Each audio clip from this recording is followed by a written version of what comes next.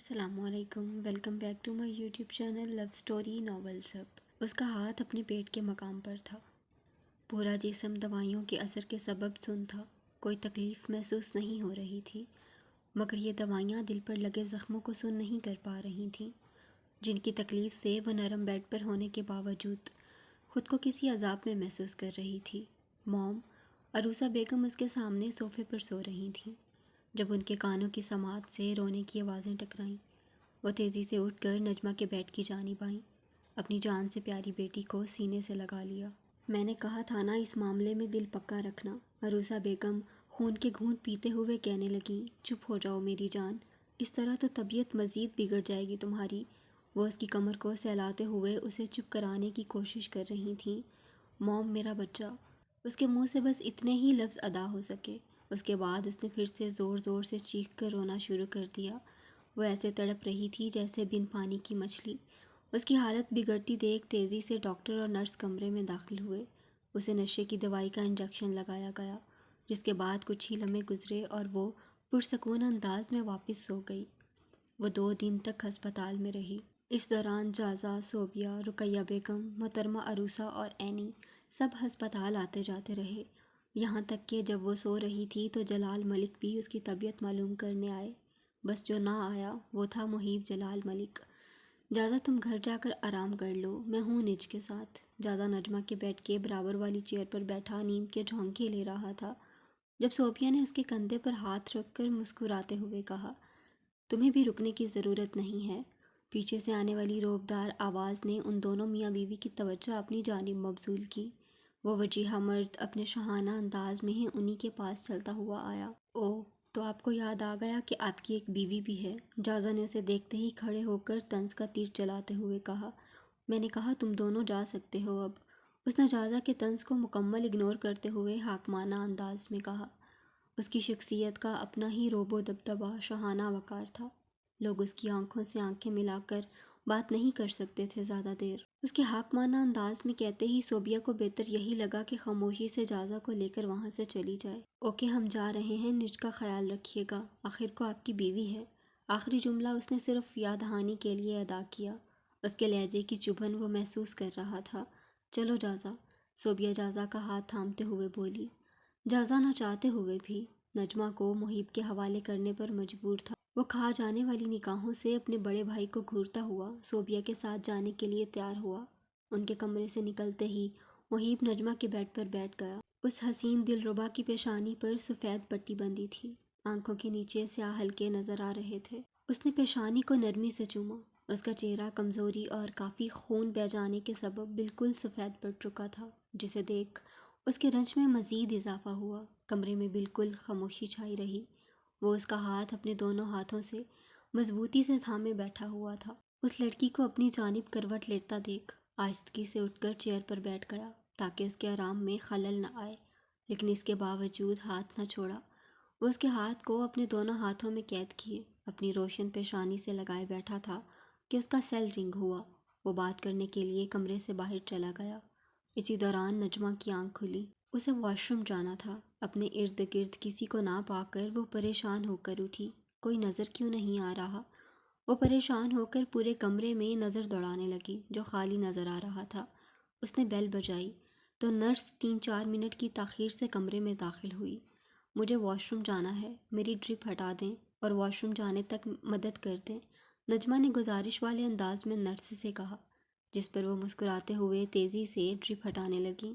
آپ کے family members کہاں گئے؟ نرس کے سوال پر وہ لا علمی میں کندھے اچکانے لگی۔ مجھے نہیں پتا، شاید باہر گارڈن میں تازہ ہوا کھانے گئے ہوں، ویسے بھی تھک گئے ہوں گے یہاں بیٹھے بیٹھے۔ نجمہ جب سوئی تھی تو اس کے ساتھ کمرے میں جازا اور صوبیہ تھے۔ اسے لگا وہ دونوں میاں بیوی کچھ دیر کے لیے تازہ ہوا کھانے چلے گئے ہوں گے۔ اس نے اپنے اندازے کے مطابق جواب دیا۔ وہ واش روم سے باہر آئی تو اپنے جانی دشمن کو سیل پینٹ کی جیب میں رکھتے ہوئے کمرے کے اندر آتا دیکھا۔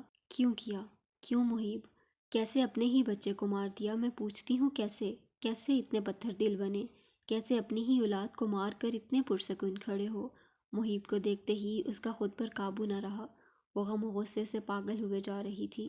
تیزی سے اس کے روبرو آ کر اس کا گریباں دونوں ہاتھوں سے پکڑتے ہوئے جھنجھوڑ کر پوچھنے لگی، وہ لاکھ اس کے غم کا احساس رکھتا تھا مگر اپنا گریبان پکڑنے کی اجازت نہیں دے سکتا تھا۔ اس کا یوں گریبان پکڑنا محیب کو طیش دلا گیا تھا۔ اگلے ہی لمحے اپنے دونوں ہاتھوں سے اس کے ہاتھ پکڑ کر ہوا میں چٹکتے ہوئے کہا، بیہیو یور سیلف، تم انسان نہیں ہو، تم ایک جلاد ہو، سنا تم نے؟ تم ایک جلاد ہو محیب جلال ملک، جو اپنی ہی اولاد کو مار کر اتنا پرسکون کھڑا ہے۔ اگر مجھے ایک خون جائز ہوتا تو یقین جانو وہ تمہارا ہوتا۔ اس کی سرخ سیاہ آنکھیں کدورت و نفرت سے سرشار معلوم ہو رہی تھیں مقابل کو۔ اس لڑکی کی جرأت کا عالم یہ تھا کہ وہ محیب جلال ملک، جس سے لوگ نظریں نہ ملا سکیں، اسے وہ روبرو کھڑے ہو کر دوبارہ اس کا گریبان پکڑنے کی کوشش کرتے ہوئے برا بھلا کہہ رہی تھی۔ محیب نے اس کے دونوں ہاتھ گریبان تک پہنچنے سے پہلے ہی پکڑ لیے تھے، جنہیں وہ اپنی بھرپور طاقت استعمال کرتے ہوئے آزاد کرانے کی سعی کرنے لگی۔ ساتھ ساتھ اس نے نرس کو اشارے سے باہر جانے کا کہا۔ محیب کا اشارہ ملتے ہی وہ نرس تیزی سے اس بات میں سر ہلا کر باہر چلی گئی۔ نج حدود پار مت کرو اپنی، وہ جذبز ہو کر غراتے ہوئے آنکھوں میں آنکھیں ڈال وارننگ دینے لگا۔ حدود تو تم نے پار کری ہے میرے بچے کو مار کر۔ وہ نڈر لڑکی کہاں اس سے ڈرنے والی تھی، تیزی سے شعلہ بار لہجے میں جواب دہ ہوئی۔ محیب جلال ملک، میں تمہیں کبھی معاف نہیں کروں گی۔ تمہیں میرے بچے کی اور میری ہائے لگے گی۔ تم دیکھنا، تم کبھی خوش نہیں رہ سکو گے۔ تم ایک دن اسی طرح تڑپو گے جیسے میں آج تڑپ رہی ہوں، سنا تم نے؟ تم تڑپو گے۔ وہ لڑکی چیخ چیخ کر اسے بد دعائیں دینے لگی۔ وہ جانتا تھا مقابل بہت اذیت میں ہے، اپنی پہلی اولاد کو کھویا ہے اس نے۔ محیب نے کوئی جوابی کارروائی نہ کی، بس اس کے نازک ہاتھ پکڑے کھڑا بد دعائیں سنتا رہا، یہاں تک کہ اسی عالم میں زبردستی اسے سینے سے لگانا چاہا۔ پہلے تو وہ سینے پر مکے برسا کر خود کو دور کرنے کی کوشش کر رہی تھی، مگر جب ہمت ہار گئی تو خود اس کے کشادہ سینے میں منہ چھپا کر پھوٹ پھوٹ کر رونے لگی۔ وہ بہت دیر تک اپنے جانی دشمن کے سینے سے لگی روتی رہی، وہ بھی مضبوطی سے اپنے حصار میں جکڑے کھڑا رہا۔ صبر کرو نج، انا للہ و انا الیہ راجعون پڑھو، اللہ ہمیں اس کا بہتر بدلہ دے گا۔ وہ اس کی کمر کو نرمی سے سہلاتے ہوئے سمجھانے والے انداز میں گویا ہوا، جبکہ وہ صرف روئے جا رہی تھی۔ نجمہ کے نزدیک ملک مینشن میں جو کچھ ہوتا ہے وہ محیب جلال ملک کے حکم پر ہوتا ہے، اس کے حکم کے بغیر ایک پتہ بھی نہیں ہلایا جا سکتا۔ یہی سبب تھا وہ اپنے بچے کا قاتل محیب کو مان رہی تھی۔ کتنی بے وقوف ہوں میں نے کیسے سوچ لیا کہ محیب جلال ملک میرے بچے کی حفاظت کرنے میں میری مدد کرے گا۔ ہنسی آتی ہے اب خود پر کہ کیسے یقین کر بیٹھی، کیسے بھول گئی کہ وہ پیدائشی جانی دشمن ہے میرا۔ وہ صرف دل بہلاتا ہے مجھ سے۔ ذمہ داریاں کیوں اٹھانے لگا؟ ذمہ داری تو وہ صرف اپنی بیوی کی اٹھائے گا، اور وہ بیوی کا رتبہ پانے والی عورت پلوشہ مہروز ملک ہے، نجمہ رحمان ملک نہیں۔ شاید یہی وجہ تھی کہ وہ اتنا لاپرواہ بنا ہوا تھا، اور میری بے وقوفی کی انتہا ہے کہ میں پھر بھی اس سے جھوٹی امیدیں وابستہ کیے بیٹھی رہی۔ وہ اپنے رنج میں ڈوبے ہوئے خود کلامی کرتے کرتے بے ہوش ہو گئی۔ نج نج، وہ بے جان گڑیا کی مانند اس کے سینے سے لگی ہوئی تھی۔ محیب کو محسوس ہوا وہ بالکل خاموش ہو گئی ہے۔ جیسے ہی دیکھنے کی نیت سے اس کے وجود کے گرد حائل اپنے ہاتھوں کی پکڑ ڈھیلی کی، اس کا بے جان وجود ڈھہنے لگا، جسے باہوں کے حصار میں لے کر وہ بیڈ کی جانب آیا۔ اسے بیڈ پر آہستگی سے لٹا کر نرمی سے اس کا چہرہ تھپ تھپانے لگا، پھر اس نے تیزی سے بیل کا بٹن کلک کیا۔ ٹھیک ہو؟ اس لڑکی نے جب اپنی آنکھیں کھولیں تو وہ دشمن جاں برابر میں ہاتھ پکڑے ہوئے بیٹھا نظر آیا۔ ہر بار کی طرح اس کا چہرہ بے تاثر تھا۔ ہاتھ نہ لگانا مجھے، وہ اپنا ہاتھ ایک جھٹکے سے چھڑا کر دانت پیستے ہوئے بولی۔ تو پھر کسے لگاؤں؟ وہ لاپرواہی سے دوبارہ اس کا نازک ہاتھ اپنی گرفت میں لے کر چھیڑنے والے انداز میں بولا۔ دنیا میں ہزاروں عورتیں ہیں تم جیسے گھٹیا مردوں کے لیے۔ وہ لڑکی محیب کو انگارے چباتی ہوئی معلوم ہوئی، اپنا ہاتھ اس کی گرفت سے آزاد کر غراتے ہوئے بولی، یقیناً ہوں گی، مگر افسوس کی بات یہ ہے کہ وہ اس گھٹیا مرد کی بیوی نہیں ہے، وہ صرف تم ہو، واحد۔ وہ خاصا جتاتے ہوا طنزیہ مسکراہٹ اپنے انابی ہونٹوں کے کناروں پر سجائے گویا ہوا۔ اس ستمگر کا اپنی بیوی کہنا بھی نجمہ کو کسی گالی سے کم معلوم نہیں ہو رہا تھا۔ اس لمحے محیب نے نیوٹریشن کو ہائر کیا تھا نجمہ کے لیے۔ وہ نیوٹریشن وہیں کمرے میں موجود تھیں جیسے ہی انہوں نے نجمہ کو ہوش میں آتے دیکھا۔ سوپ کا پیالہ بھر کر محیب کو دینے چلی آئیں۔ وہ سوپ کا پیالہ ان سے لے ہی رہا تھا کہ کانوں کی سماعت سے نجمہ کے سخت ترین الفاظ ٹکرائے، تبھی میں چاہتی ہوں تم مجھے طلاق دے دو۔ محیب جلال ملک، مجھے تم سے طلاق چاہیے، ابھی کے ابھی۔ مانا زبردست شاکڈ لگا تھا اس کا طلاق کا مطالبہ سن، مگر پھر بھی چہرے پر عیاں نہ ہونے دیا۔ جتنے نارمل انداز میں پہلے بیٹھا تھا اب بھی اسی انداز میں بیٹھا، سوپ کا چمچہ ہلکے ہاتھ سے چلانے لگا۔ نجمہ کو محسوس ہوا جیسے اس نے سنا ہی نہ ہو۔ وہ دوبارہ اپنا مطالبہ مزید غصے سے سرشار ہو کر کرنے لگی۔ تمہیں سنائی نہیں دیتا کیا؟ مجھے تم سے طلاق چاہیے، وہ بھی ابھی، اسی وقت، اسی لمحے۔ وہ نارمل انداز میں سوپ سے چمچہ بھر کر اس آگ بگولا ہوتی لڑکی کے منہ کی جانب بڑھانے لگا، جس پر اس نے جذباز ہو کر چمچے پر ہاتھ مار کر گرا دیا اور حلق کے بل چیخ کر اپنا مطالبہ دہرانے لگی۔ محیب بس کرو، تمہارے اس ناٹک کی اور اچھے بننے کی اداکاری کی کوئی ضرورت نہیں ہے اب۔ ہم دونوں جانتے ہیں حقیقت کیا ہے، اس لیے بس کرو اور مجھے ابھی کے ابھی آزاد کرو اپنے نکاح سے۔ مجھے اب تمہارے ساتھ ایک پل کے لیے بھی اس بندھن میں نہیں رہنا۔ وہ ستمگر ایسے ظاہر کر رہا تھا جیسے مقابل بیٹھی وہ لڑکی کسی اور سے مخاطب ہو۔ اس کا مطالبہ سن کر بھی انسنی کرتے ہوئے سوپ سے دوبارہ چمچ بھر کر اس کے منہ سے لگانے لگا، جس پر وہ غصے سے تل ملا کر چمچہ اس کے ہاتھ سے چھین کر فرش پر پھینکتے ہوئے دہاڑی۔ یہ لفظ طلاق روح کو جسم سے جدا کر دینے والا لفظ ہے۔ یہ طوفان ہے جو اپنے اندر نہ جانے کتنی ہی تباہیاں سمیٹے ہوئے ہے۔ طلاق کا طوق عورت کے گلے میں جب پڑتا ہے تب زندگی کی خوشیاں جیسے روٹ جاتی ہیں اس سے، چاہے پھر اس کی غلطی ہو یا نہ ہو۔ معاشرے کے نزدیک عورت ہی ذمہ دار ہوتی ہے، عورت ہی نالائق و پھوہڑ ہوتی ہے جو اپنا گھر نہیں بسا پاتی۔ مرد سے کوئی کچھ نہیں کہتا، کچھ نہیں پوچھتا، سارے عیب از خودی عورت کی ذات سے متصل ہو جاتے ہیں۔ لوگ سننا چاہتے ہیں کہاں کہاں عورت نے کوتاہی کی۔ یہ کوئی جاننے میں انٹرسٹ نہیں لیتا کہ اس نے اس رشتے کو بچانے کے لیے، نبھانے کے لیے کتنی قربانیاں دیں، کتنی اپنی عزت نفس مجروح کی، کتنا سہا، کتنا برداشت کیا، کتنا روئی، کتنا تڑپی۔ یہ ہمارا المیہ ہے۔ ہم عورت کو کامیاب تبھی سمجھتے ہیں جب وہ اپنا گھر بسائے بیٹھی ہو، چاہے پھر روز مار کھاتی ہو، روز عزت نفس کو مجروح ہوتا پاتی ہو، روز دامن میں منہ چھپا کر روتی ہو۔ کسے پرواہ ہے؟ وہ تو کامیاب عورت ہے۔ ہاں وہ کامیاب ہے، خود کو اور دوسروں کو دھوکہ دینے میں، کیونکہ یہ کامیابی نہیں، نکاح کا مقدس رشتہ ایک دوسرے سے لطف لینے کے لیے تھا، زندگی کو خوشحال طریقے سے جینے کے لیے تھا، نہ کہ گھٹ گھٹ کر مرنے کے لیے، تڑپنے کے لیے، بلکنے کے لیے۔ ہو سکتا ہے ان دونوں کے افتراق ہی میں خیر و بھلائی اور مصلحت ہو، اور شاید اللہ تعالیٰ ان کی جدائی کو ان کے لیے خوشگوار زندگی کا سبب بنا دے۔ نجمہ کے نزدیک اس رشتے کا ٹوٹ جانا ہی بہتر تھا جو سوائے اسے اذیت کے کچھ نہیں دے رہا تھا۔ نج چپ چاپ سوپ پیو۔ یہ لفظ طلاق اس کے کانوں کو چبھتا ہوا محسوس ہو رہا تھا۔ وہ اس لفظ کو دوبارہ سننا بھی نہیں چاہتا تھا۔ وہ وجیہہ مرد ہی جانتا تھا کتنا برداشت کا مظاہرہ کر رہا تھا اس لمحے۔ وہ روبدار انداز میں حکم صادر کرنے لگا، ساتھ ساتھ نیوٹریشن کو اشارہ کیا تو وہ خاتون تیزی سے دوسرا چمچ لے کر محیب کی جانب آئی۔ وہ پھر سے سوپ چمچے میں بھر کر اس کے منہ سے لگانے لگا۔ اگر وہ لڑکی ضدی تھی تو وہ ضدی مزاجیت میں اپنا ثانی نہیں رکھتا تھا۔ نج وہ ستمگر تو ایسے ظاہر کر رہا تھا جیسے وہ کوئی بچی ہو اور کینڈی مانگ رہی ہو۔ اپنا طلاق کا مطالبہ اسے کانوں میں گھماتے دیکھ وہ بپھر اٹھی تھی۔ تیش کے عالم میں اس بار ہاتھ مار کر سوپ کا پیالہ ہی گرا دیا جو کافی گرم تھا۔ کچھ سوپ محیب کے ہاتھوں اور کپڑوں پر بھی گرا، جسے تیزی سے جھاڑتے ہوئے وہ کھڑا ہو کر غوراتے ہوئے نجمہ کو دیکھنے لگا۔ تمہارے ہاتھ سے سوپ پینے سے بہتر ہے میں زہر پی لوں، وہ قدرت بھری نگاہ اس کے وجیہہ سراپے پر ٹکائے جذبز ہو کر بولی۔ اوکے مت پیو، لاپرواہی سے کہہ کر وہ نیوٹریشن کی جانب متوجہ ہوا۔ مجھے لگتا ہے آپ کو نکال دینا چاہیے، کیونکہ میری وائف کو آپ کے ہاتھ کا بنا سوپ پینے کے قابل نہیں لگ رہا۔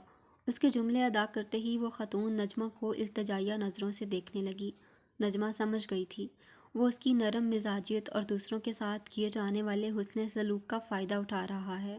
ماسٹر مجھے بہت ضرورت ہے اس نوکری کی ابھی، وہ خاتون تیزی سے لچکدار انداز میں نظریں جھکائے بولی۔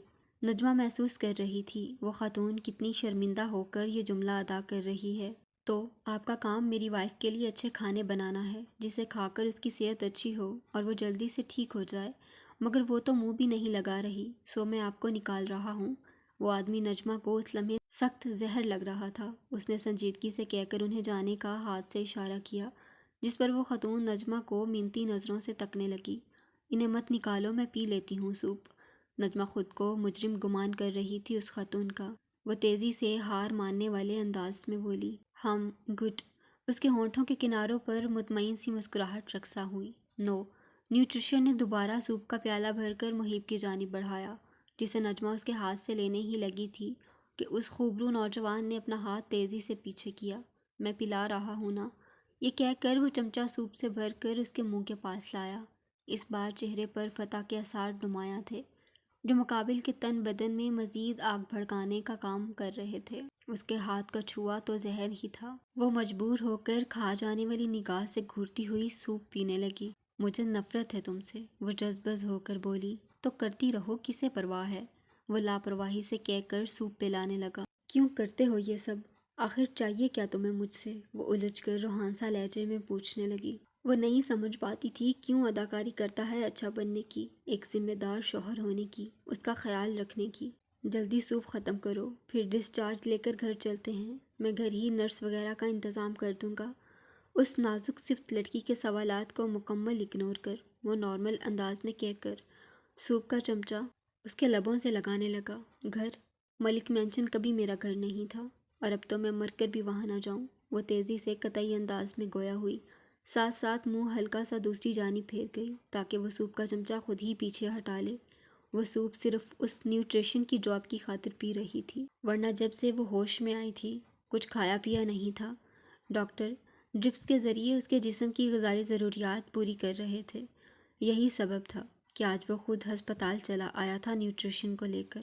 نہیں جانا تو مت جاؤ، مگر کھانے پینے سے ناراضگی مت ظاہر کرو۔ وہ فوراً ہی مان گیا تھا، نرمی سے کہتے ہوئے چمچہ بھر کر اس کے گلابی ہونٹوں سے لگایا۔ وہ خود بھی کون سا مبشرہ بیگم سے لڑنے کے بعد ملک مینشن گیا تھا جو اسے زبردستی لے جاتا۔ خاص نجمہ کے لیے اس نے ایک نیا اپارٹمنٹ لے لیا تھا، کیونکہ وہ نہیں چاہتا تھا نجمہ مزید ذہنی طور پر ڈسٹرب ہو یا اپنے بچے کو یاد کر کے روئے۔ وہ مبشرہ بیگم کے سائے سے بھی محفوظ رکھنا چاہتا تھا اسے لگتا تھا وقت سب ٹھیک کر دے گا، مگر ایسا نہ ہوا۔ وہ پاس ہو کر بھی بہت دور لگنے لگی تھی۔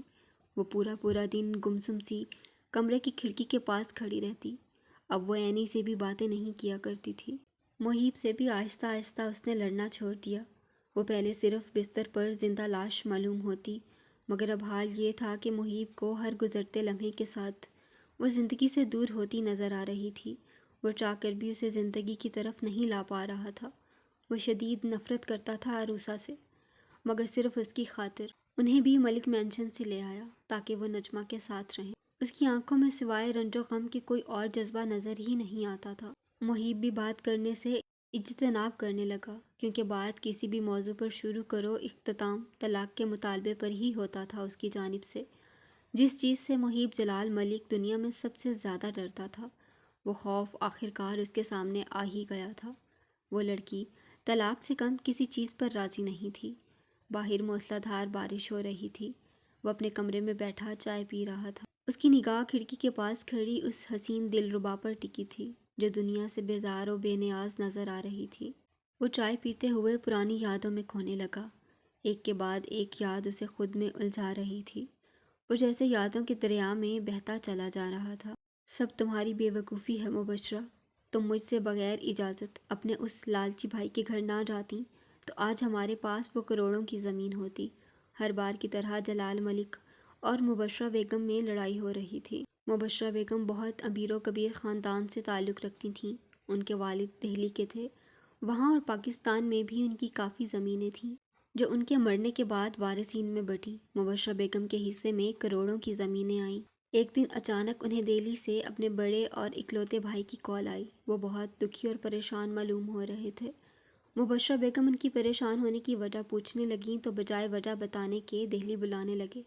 ان دنوں جلال ملک شہر سے باہر گئے ہوئے تھے، مگر جانے سے قبل بار بار تاکید کی تھی کہ اگر وسیم کی کال آئے تو ریسیو نہ کرنا، مگر مبشرہ بیگم کہاں ان کی سنتی تھیں۔ انہیں تو شروع سے یہی لگتا تھا کہ جلال ملک ان کے گھر والوں سے خواہ مخواہ ہی جلتے ہیں، اس لیے انہیں لالچی اور برا بھلا کہتے ہیں۔ مبشرہ بیگم ان کی اجازت کے بغیر اپنے بھائی سے ملنے دہلی پہنچ گئیں۔ وہاں وسیم صاحب نے اپنے پلان کے مطابق دھوکے سے دونوں بہنوں سے پراپرٹی کے پیپرز دستخط کروا لیے، جس کی خبر انہیں کراچی واپس لوٹنے کے بعد جلال ملک کے انکشاف پر ہوئی۔ پہلے تو انہیں یقین ہی نہ آیا کہ ان کا بڑا بھائی، ان کا خون، ان کے ساتھ اتنا بڑا فراڈ کر سکتا ہے، مگر جب مہک روتی ہوئی ملک مینشن میں داخل ہوئی تو ان کی آنکھیں حیرت سے پھٹی کی پھٹی رہ گئیں۔ مہک کے پاس نہ تو کوئی سامان تھا نہ پیسے۔ وہ بھوک سے نڈھال حالت میں ملک مینشن پہنچی تھی۔ اس نے بتایا کہ وسیم نے اس کے حصے کی جائیداد دھوکے سے اپنے نام کرنے کے بعد اسے گھر سے نکال دیا۔ وہ بیچاری محلے کی ایک جان پہچان والی عورت سے پیسے ادھار لے کر کراچی پہنچی تھی۔ یہ سننے کے بعد تو جیسے مبشرہ بیگم کے پاؤں کے نیچے سے زمین نکل گئی۔ جلال ملک دولت کے معاملے میں کسی کے سگے نہیں، یہ بات جانتی تھی مبشرہ بیگم۔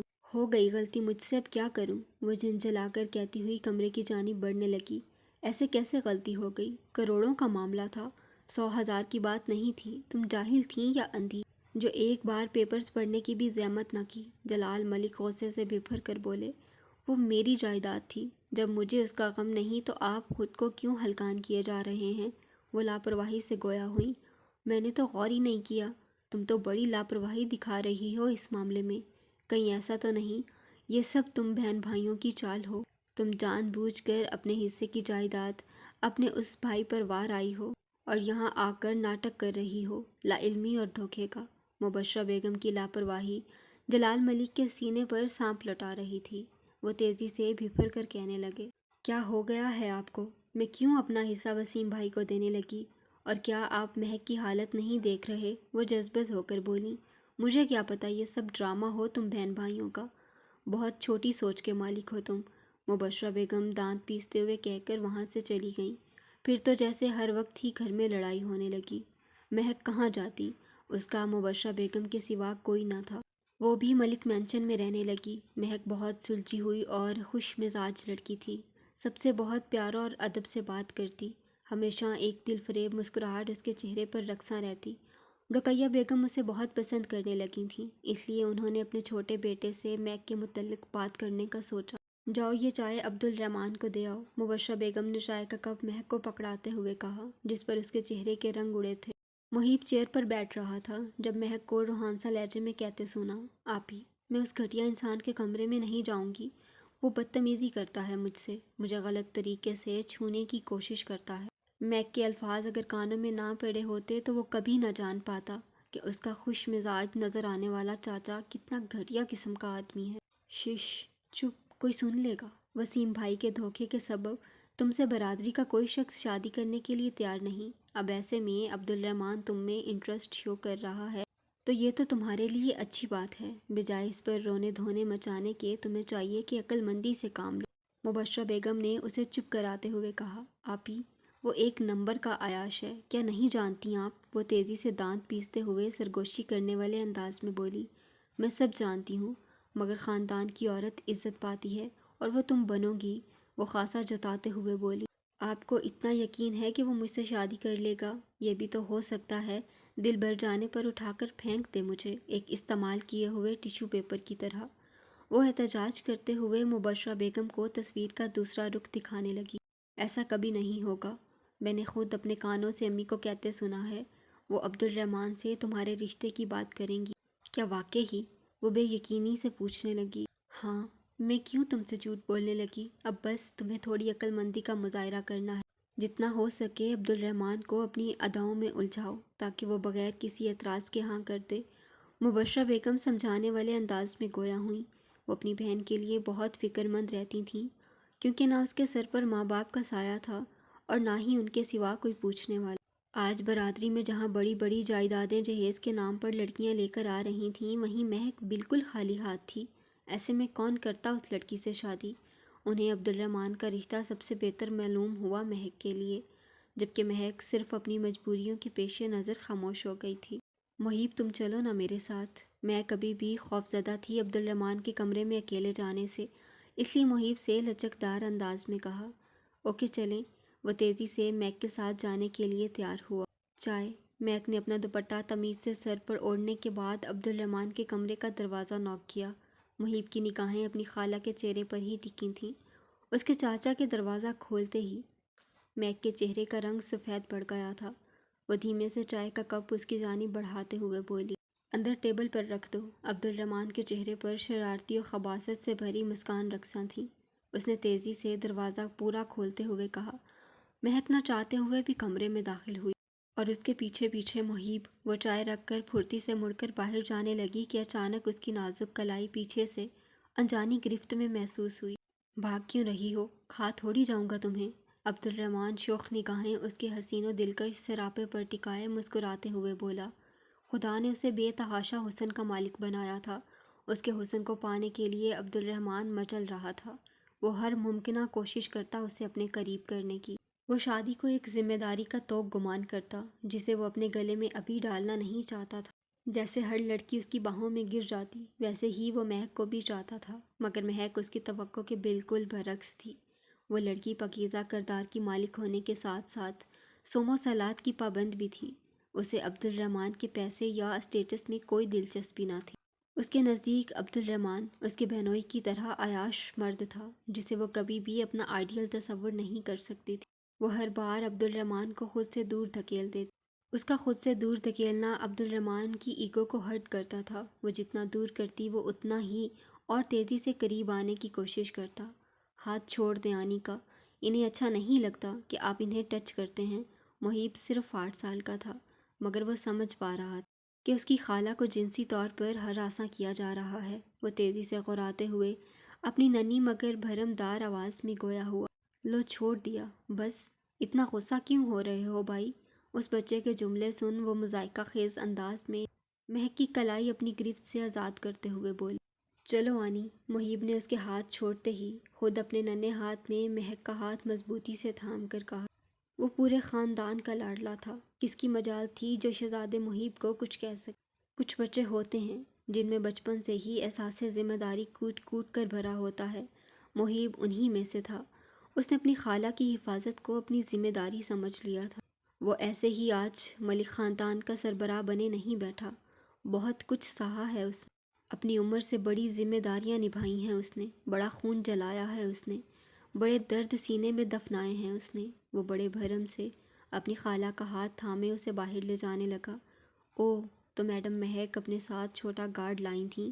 وہ استزائیہ انداز میں بولا، جسے سننے کے باوجود انسنی کرتا اپنی خالہ کو لے کر کمرے سے نکل گیا۔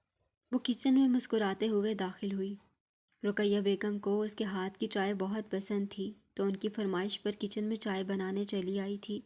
سارے ملازمین نے اس خوبصورت گلاب کی طرح مہکتی لڑکی کو جوابی مسکراہٹ کے ساتھ ویلکم کیا۔ وہ فریج سے دودھ نکال کر لائیں، پھر کتیلی میں ڈالنے کے بعد چائے کی پتی لینے کے لیے اوپر کیبنٹ کھولا۔ اچانک اسے اپنے ارد گرد مردانہ پرفیوم کی بہت تیز خوشبو محسوس ہوئی، مگر وہ لڑکی اس خوشبو کو نظر انداز کر چائے کی پتی کی شیشی اتارنے کے لیے اس نے جیسے ہی اپنا ہاتھ اونچا کیا، اسی لمحے پیچھے سے کسی نے اپنے لمبے ہاتھوں سے اس کی شیشی پکڑنے سے پہلے ہی اٹھا لی۔ وہ چونک کر مڑی تو عبد الرحمن کو اپنے نہایت نزدیک کھڑا پایا، اتنا کہ اس کی گرم سانسیں وہ اپنے چہرے پر محسوس کر رہی تھی۔ واپس دے، مجھے چائے بنانی ہے۔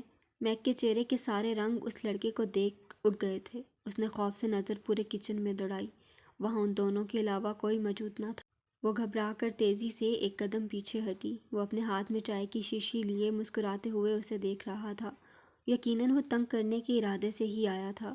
اس کی آنکھوں میں ہوس چھلکتی مہک کو صاف نظر آ رہی تھی۔ وہ لڑکی اپنے وجود میں ہمت جمع کر ہاتھ اس کے آگے پھیلاتے ہوئے بولی، لو۔ اس نے نہایت نرمی سے کہہ کر شیشی اس کے آگے کی۔ جیسے ہی مہک لینے لگی، وہ تیزی سے اپنا ہاتھ پیچھے کر گیا۔ پلیز دے دیں، وہ اس بار منتی انداز میں بولی۔ تو لے لو، وہ پھر مسکراتے ہوئے چائے کی شیشی اس کی جانب بڑھاتے ہوئے بولا۔ وہ جیسے ہی لینے لگی، عبد الرحمن نے پھرتی سے پھر ہاتھ پیچھے کر لیا۔ آپ کیوں مجھے تنگ کر رہے ہیں؟ پلیز مجھے تنگ کرنا بند کریں، وہ روحانسا لہجے میں چڑھتے ہوئے بول کر شیشی اس کے ہاتھ سے جھپٹنے لگی، مگر وہ تیزی سے شیشی کو اپنی کمر کے پیچھے کر گیا۔ چاہیے کیا آخر آپ کو؟ کیوں تنگ کر رہے ہیں مجھے؟ وہ جھنجھلا کر پوچھنے لگی۔